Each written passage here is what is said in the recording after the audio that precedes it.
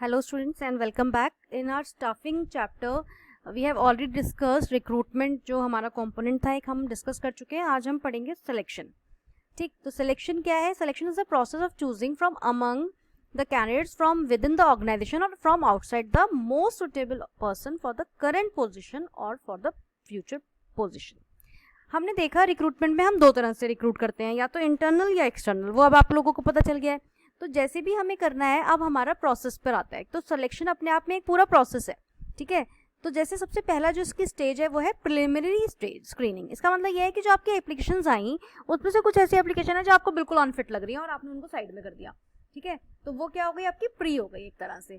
ठीक, तो बाकी के जो है उसके uh list of candidates to be called for employment test made and unsuitable candidates are rejected together. तो मतलब हमने जो अनफिट थे उन्हें हटा दिया और जो वैसे थे वो हमने ले आए, मतलब अपनी एम्प्लॉयज़ को हमने उसके अंदर सिलेक्शन फर्दर जो सिलेक्शन है हमारे उसके लिए रख लिया.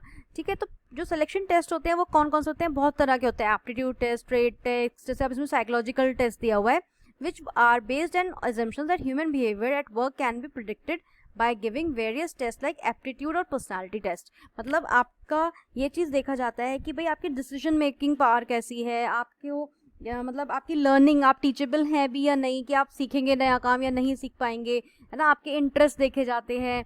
आपका ये देखा जाता है कि भाई आप अपने गुस्से पे कितना काबू कर सकते हो, और मतलब क्योंकि किसी भी सिचुएशन में आप जा सकते हो जब आप किसी ऑर्गेनाइजेशन में हो, तो आप उसको कैसे हैंडल करोगे वो आपका साइकोलॉजिकल टेस्ट में आता है बेसिकली. ठीक, employment test for judging the applicant suitability for the job. अब उस पर्टिकुलर जॉब में ही आप कैसे हो वो भी आपको देखा जाता है. ठीक, अगला है employment interview. The main purpose of interview is to find out suitable of the candidates. अब इंटरव्यू लेंगे तो उसमें हम क्या देखेंगे कि भाई हमारा जो कैंडिडेट है वो सुटेबल भी है हमारे लिए या नहीं है. हम मतलब पूरा अच्छी तरह से उससे बात करके चेक करेंगे. To seek more information about the candidate, और कैंडिडेट्स के बारे में और चीज़ें भी जानना चाहेंगे जो हमने एक लेवल पे नहीं चेक कर पाए हैं. हम चाहेंगे कि हम उसकी बातों से या उस चीज़ों से जज कर सकें कि कैंडिडेट हमारा कैसा है. To give the candidate an accurate picture of job with details of terms and condition. और फिर हम अपने एम्प्लॉय को बताएंगे कि भाई आपका जो जॉब है वो ये होने वाला है और उसकी टर्म्स एंड कंडीशंस ये हैं, ताकि कल को जब वो एम्प्लॉय हमने रिक्रूट कर लिया तो वो ये ना कहे कि अरे ये तो आपने बताया ही नहीं था कि मुझे ये काम भी करना है. इसलिए हम इंटरव्यू के टाइम पर ही उसको सब कुछ क्लियर कर देंगे. फोर्थ पॉइंट है हमारा रेफरेंस चेक. रेफरेंस चेक क्या है? Prior to final selection the prospective employer makes an investigation of the reference supplied by the applicant. He undertakes a thorough search into candidate family background, past employment, education, police records etcetera. मतलब जो आपका reference check है वो पीछे से देख, आपने जिसका भी रेफरेंस दिया होगा उससे हम कॉल भी करके पूछ सकते हैं कि भाई इस पर्सन ने आपके यहाँ जॉब करी है नहीं करी है, या आप उसने वो जॉब क्यों छोड़ी है, क्या रीजंस रहे हैं, है ना, फैमिली बैकग्राउंड कैसा है, कभी उसका कोई पुलिस रिकॉर्ड तो नहीं है.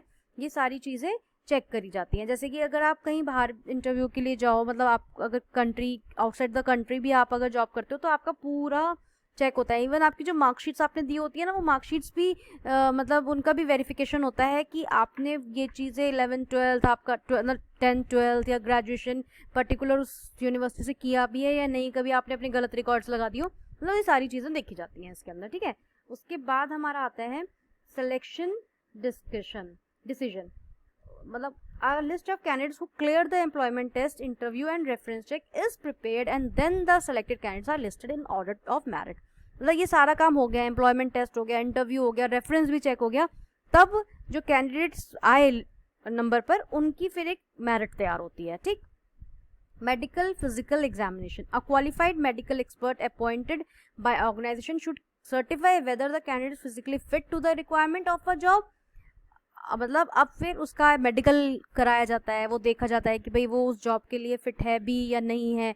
ठीक है, a proper physical exam will ensure higher standard of health and physical fitness of employees, thereby reducing absence. मतलब सारी चीज़ें देखी जाती हैं कि आप मेडिकली कितने फिट हो. मतलब आपको एक रिपोर्ट, कई जगह तो ऐसा होता है कि खाली आप मेडिकल लगा दो, रिपोर्ट लगा दो अपनी, तब भी काम चल जाएगा. लेकिन कोई कंपनीज क्या होती है अपने यहाँ पे ही पूरा चेकअप करवाती हैं. ठीक है, अगर आप आर्मी वगैरह में जाएंगे तो फिर तो आपका ज़रूर हो गई होगा, आपने सबने सुना होगा कि मेडिकल वहाँ पे बहुत इंपॉर्टेंट है. Job offer. After a candidate has cleared all hurdles, सारे हर्डल्स जब उसने क्लियर कर लिए in the selection procedure, he is formally appointed by issuing him an appointment letter, और फिर उसे एक अपॉइंटमेंट लेटर दिया जाता है। जब आपने सारे जितने भी पड़ाव हैं वो पार कर लिए तो आपको एक अपॉइंटमेंट लेटर मिल जाएगा।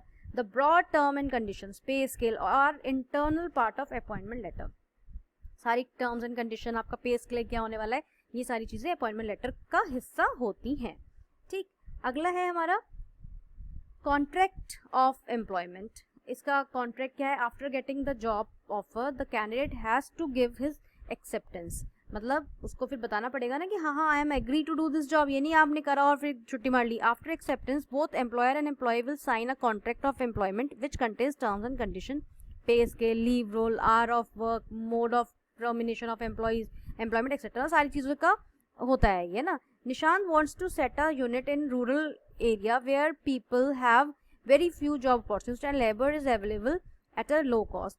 For this he wants 4 different heads of sale, accounts, purchase and production. He gives an advertisement. उसने एक एडवर्टीजमेंट दिया, मतलब ये केस स्टडी टाइप हो गया। तो उसमें क्या आइडेंटिफाई करा उसने, and state the next 3 step, आपको बताने हैं, मतलब ये क्वेश्चन लिखना आप, है ना।